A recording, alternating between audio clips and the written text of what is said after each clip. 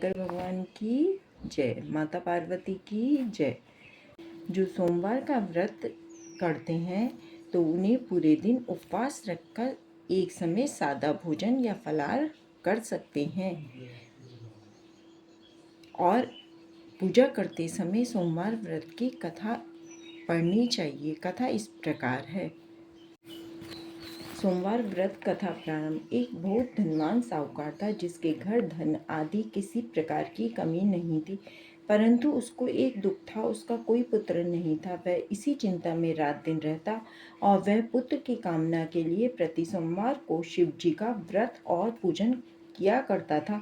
सायंकाल को शिव मंदिर में जाकर के शिव जी पर दीपक जलाया करता था। उसके भक्तिभाव को देखकर एक समय श्री पार्वती जी ने शिव जी महाराज से कहा कि महाराज, यह साहूकार आपका अत्यंत भक्त है और सदैव आपका व्रत और पूजन बड़ी श्रद्धा से करता है। इसकी मनोकामना पूर्ण करनी चाहिए। शिव जी ने कहा कि पार्वती जी, यह संसार कर्म क्षेत्र है। जैसे किसान खेत में जैसा बीज बोता है वैसा ही फल काटता है, उसी तरह से इस संसार में जैसा करते हैं वैसा ही फल भोगते हैं।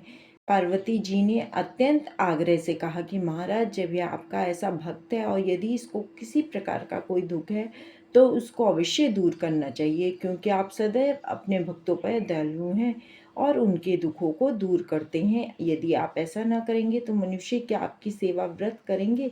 पार्वती जी का ऐसा आग्रह देख शिव जी महाराज कहने लगे, हे पार्वती, इसके कोई पुत्र नहीं है। इसी चिंता से यह अति दुखी रहता है। इसके भाग्य में पुत्र न होने पर भी मैं इसको पुत्र की प्राप्ति का वर देता हूँ, परंतु वह पुत्र केवल 12 वर्ष तक जीवित रहेगा। इसके पश्चात वह मृत्यु को प्राप्त हो जाएगा। इससे अधिक मैं और कुछ इसके लिए नहीं कर सकता। यह सब बातें वह साहूकार सुन रहा था। इससे उसको न कुछ प्रसन्नता हुई या न ही कुछ कष्ट हुआ। वह पहले जैसा ही शिवजी महाराज का व्रत और पूजन करता रहा। कुछ काल व्यतीत हो जाने पर साहूकार की स्त्री गर्भवती हुई और 10वें महीने उसके गर्भ से अति सुंदर पुत्र की प्राप्ति हुई। साहूकार के घर में बहुत खुशी मनाई गई, परंतु साहूकार ने उसके केवल 12 वर्ष की आयु जान कोई अधिक प्रसन्नता प्रकट नहीं की और न ही किसी को भेद बताया। जब वह 11 वर्ष का हो गया तो उस बालक की माता ने उसके पिता से विवाह आदि के लिए कहा, परंतु वह साहूकार कहने लगा, मैं अभी इसका विवाह नहीं करूँगा और काशी जी पढ़ने के लिए भेजूँगा। फिर साहूकार ने अपने साले अर्थात उस बालक के मामा को बुला उसको बहुत सा धन देकर कहा, तुम इस बालक को काशी जी पढ़ने के लिए ले जाओ। वह दोनों मामा और भांजे सब जगह सब प्रकार यह करते हुए ब्राह्मणों को भोजन कराते जा रहे थे। रास्ते में उनको एक शहर पड़ा। उस शहर के राजा की कन्या का विवाह था और दूसरे राजा का लड़का जो विवाह के लिए बारात लेकर आया वह एक आंख से काना था। उसके पिता को इस बात की बड़ी चिंता थी कि कहीं वर को देख कन्या के माता पिता विवाह में किसी प्रकार की अड़चन पैदा ना कर दें। इस कारण जब उसने अति सुंदर सेठ के लड़के को देखा तो मन में विचार किया कि क्यों न ढुकाव के वर के कपड़े पहना तथा घोड़ी पर चढ़ाव ढुकाव पर ले गए और बड़ी सुंदरता से सब कार्य हो गए। वर के पिता ने सोचा, यदि विवाह कार्य भी इसी लड़के से करा दिया जाए तो क्या बुराई है। ऐसा विचार कर लड़के और उसके मामा से कहा, यदि आप फेरों और कन्यादान के काम भी करा दें तो आपकी बड़ी कृपा होगी और हम इसके बदले में बहुत कुछ धन दे देंगे। उन्होंने भी स्वीकार कर लिया और विवाह कार्य भी बहुत अच्छी तरह से हो गया। परंतु जिस समय लड़का जाने लगा तो उसने राजकुमारी की चुंदड़ी के पल्ले पर लिख दिया कि तेरा विवाह तो मेरे साथ हुआ है, परंतु जिस राजकुमार के साथ तुमको भेजेंगे वह एक आंख से काना है। मैं तो काशी जी पढ़ने जा रहा हूँ।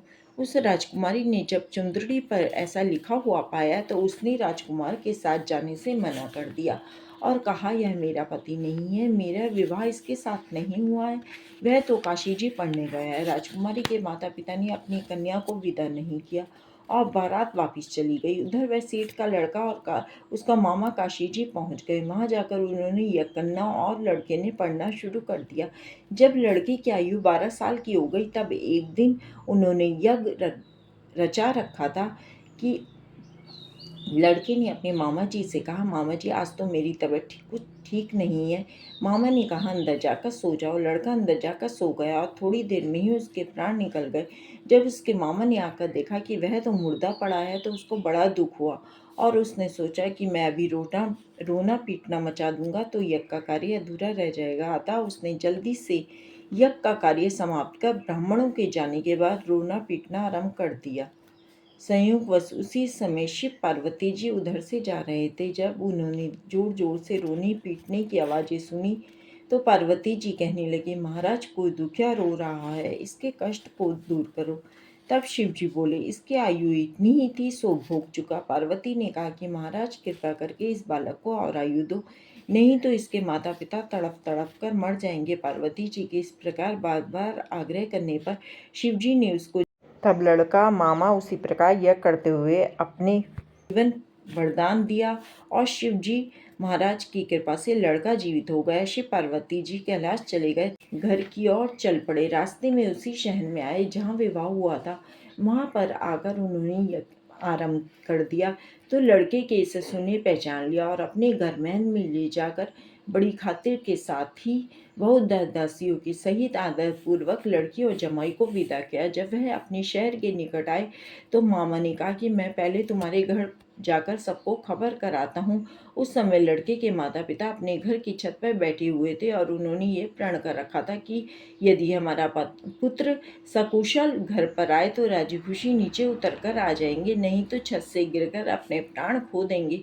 इतने में उस लड़के के मामा ने जाकर यह समाचार दिया कि आपका पुत्र आ गया है, परंतु उनको विश्वास नहीं आया। तब उसके मामा ने शपथपूर्वक कहा कि आपका पुत्र अपनी स्त्री के साथ बहुत सारा धन साथ में लेकर आया हुआ है। तो सेठ ने आनंद के साथ उसका स्वागत किया और बड़ी प्रसन्नता के साथ रहने लगे। इसी प्रकार जो कोई भी सोमवार के व्रत को धारण करता है अथवा इस कथा को पढ़ता है या सुनाता है, उसके भी सब दुख दूर होकर उसकी समस्त मनोकामनाएं पूर्ण होती हैं। बोलो शंकर भगवान की जय, पार्वती माता की जय, जय भोले बाबा।